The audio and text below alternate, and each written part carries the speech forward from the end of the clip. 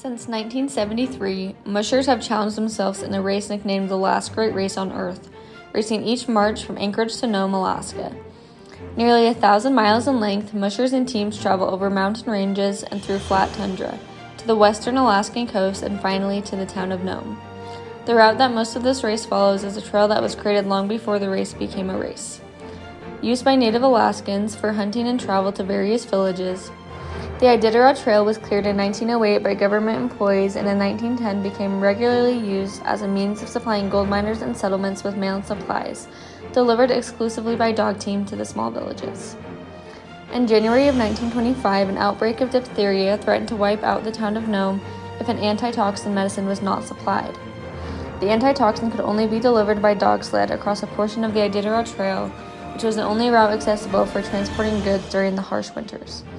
A heroic relay of dog teams transported the antitoxin across the 674-mile trail from Nanana to Nome, braving gale-force winds, negative 85-degree temperatures, and whiteout conditions across the remote Alaskan interior.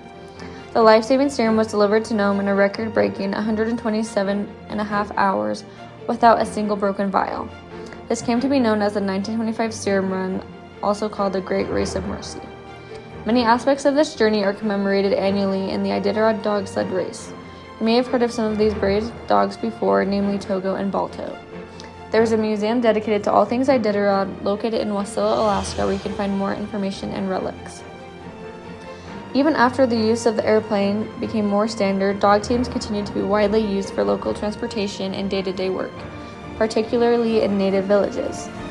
During the 1960s, however, the advent of the iron dog, or snow machine, resulted in the mass abandonment of dog teams across the state and the loss of much machine lore. In 1964, the Wassilikinnik Centennial Committee was formed to look into historical events in Alaska, specifically the Matanuska-Susitna Valley over the past century. 1967 marked the 100th anniversary of Alaska being a U.S. territory, and Dorothy Page, chairman of this committee, conceived the idea of a sled dog race over the historically significant Iditarod Trail. Joe Reddington Sr. was her first real support for such a race.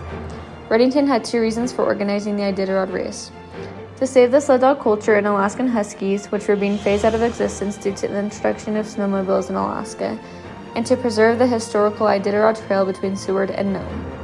These two families worked together and the Iditarod race began in 1973.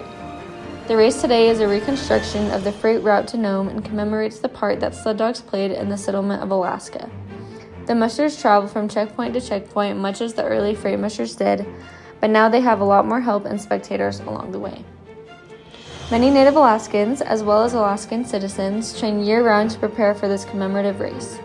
Thanks to the Reddingtons, Pages, as well as many volunteers then and now, the legacy of dog sledding lives on in Alaska.